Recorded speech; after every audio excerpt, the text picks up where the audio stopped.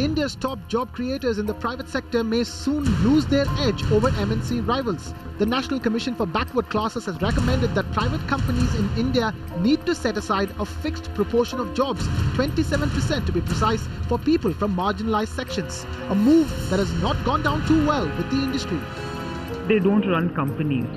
So I think these are very impractical policies because after all, at the end of the day, we have to hire human capital based on meritocracy and based on the skills that are suited for our companies. I am not in favor of reservation in the private sector. I believe that there are other ways of enfranchising and empowering the OBC and the underprivileged communities in our country, which is a necessary thing to do.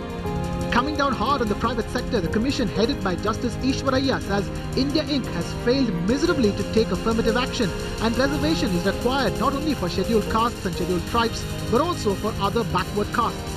The Backward Commission's recommendation comes at a time when job creation by the government is witnessing a steady decline, and the private sector, which was emerging as the principal employer in India, is on a cost-cutting spree. And even as industry captains cry foul of the quota move, they are unlikely to find any friends in the political system thanks to vote bank politics.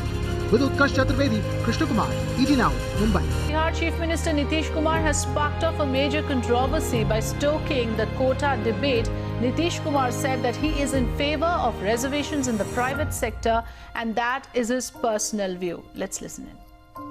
Act जो हमारे पास है employment के लिए, उसको ध्यान में रखते हुए ये रूल बना दिया गया कि साहब आउटसोर्सिंग कंपनी के जरिए भी हम अपने किसी काम के लिए किसी की सेवा लेंगे तो उसमें आरक्षण के प्रावधान का पालन करना हो। यह है बात।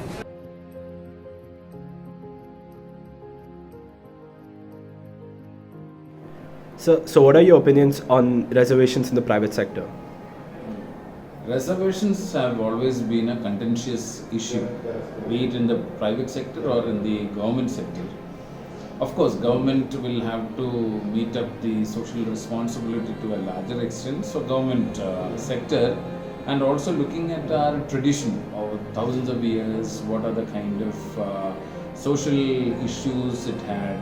So therefore, even with the sanction from the constitution of the country, reservation in the public sector, government sector is a right move. Still, we need to go ahead in that aspect. But then, when it comes to reservations in private sector, there could be quite a lot of questions that would come up.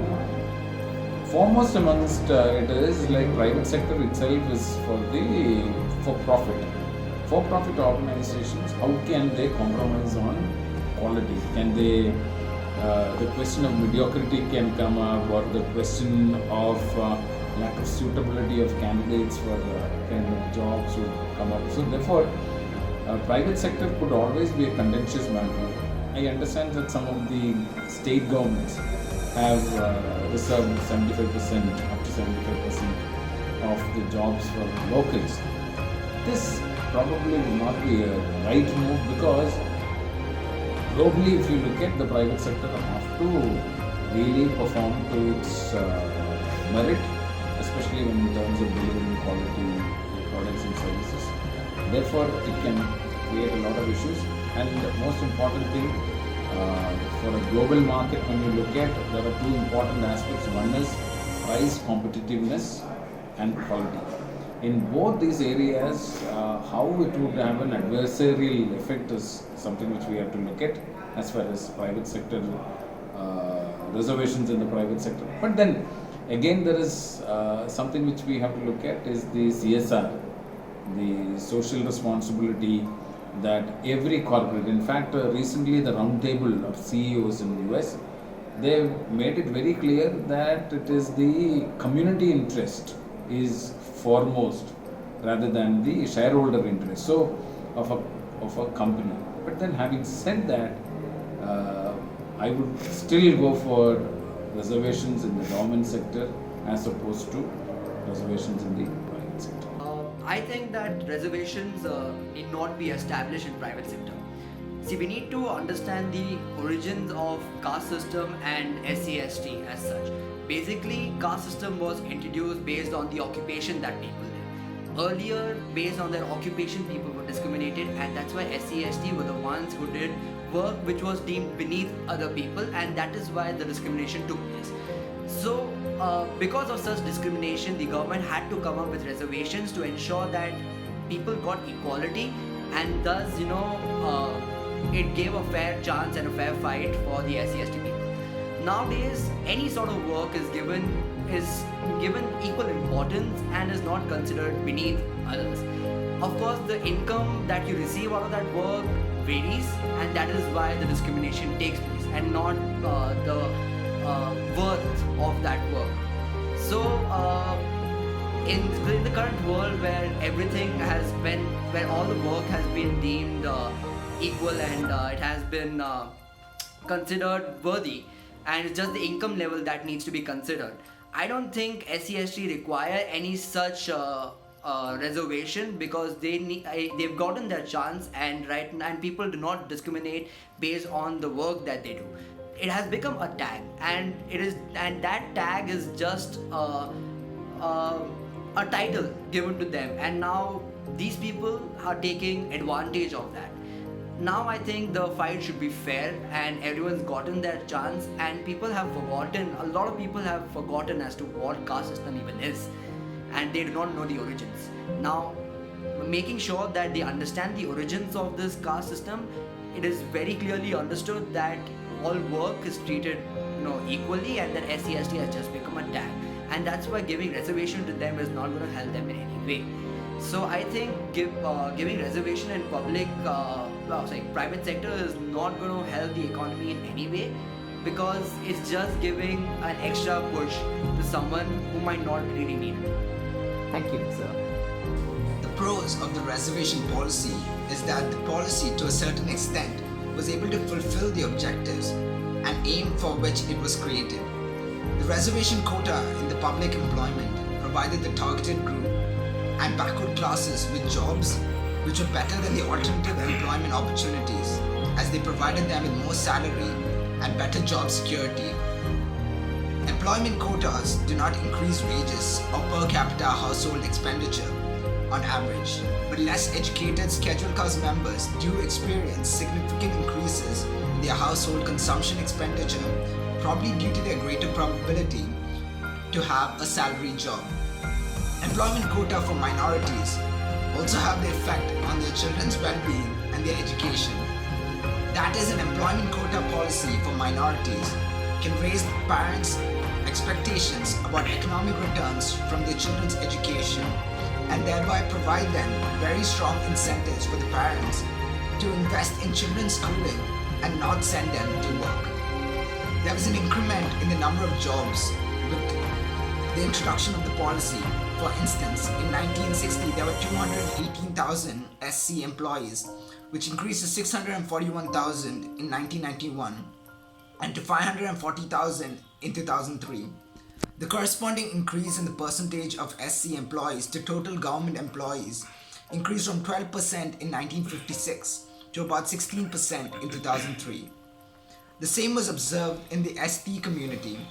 In the case of ST, the numbers increased from about 380,000 in 1960 to 203,000 in 1991, and further up to 211,000 in 2003. Indian economy is shifting from agriculture to service sector, and with the reservation policy, the unskilled group among the backward communities are given place in the service sector. Today, services account for more than 50% of the output, and with the rest being shared roughly equally by the primary sector, that is agriculture and industry. The share of agriculture is worthy of note because nearly 60 years since independence, agriculture has seen a decline of around 30% in terms of its GDP share, but only around 10 percent point terms in terms of its share in employment. The cons of the reservation policy, on the other hand, is that despite the positive effects of the policy was not able to pull out the cause for which it was really created. It comes with certain criticism, as in India, the labor force participation ratio that is, the proportion of the working age population about 15 to 64 years is either working or seeking work, is low, even when compared with other developing countries like China, Korea, Brazil, or Mexico. Still, the benefits of the reservation policy have not been per-located to actual beneficiaries. Given the changed patterns of employment generation and educational attributes, SCs and STs are more likely than ever to be overrepresented in casual labor employment, particularly in urban India. With the current education and employment attributes, upper class are most likely to be concentrated in high-end services, while STs, SCs, and OBCs are most likely to be in low-paying casual jobs. With the LPG, that is liberalization, privatization, and globalization policy, there has been a shrunk in the jobs of public sector, and therefore the reservation policy does not affect much in improving the conditions of backward classes, as they are mostly deprived of jobs in the private sector, where there are a plethora of opportunities as compared to the public sector. On the other hand, if we look towards the private sector and reservation in the private sector, we can see that any more reservation in this sector will lead to a further reduction in any financial FDI that we can get from foreign companies in the future. The system of reservation in India works by reserving access to seats or position in various legislatures, government job opportunities, and to enroll in higher educational institutions.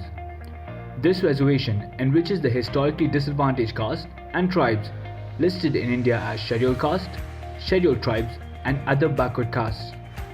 This method of reserving positions for socially backward parts of society is undertaken to address the historic oppression, inequality, and discrimination faced by these communities. It is intended to realize the promise of equality in the Indian Constitution. Reservation in public sector and education should be publicly supported, since they are a necessity to bring about proportional representation in fields which directly impact the lawmaking process and politics of the country. Reservation is indeed an important tool and an asset for the building of the Indian society and the economy as a whole. But the implementation of reservation in the private sector is a methodology that is believed to be not required. Reservation in this sense should exist primarily for economically backward people and only till the education strata. There are pros and cons to any debatable topic, and with India's economy in mind, it is worth taking note that our stance is that reservation should exist, but not in the private sector and not in the way India has currently implemented it.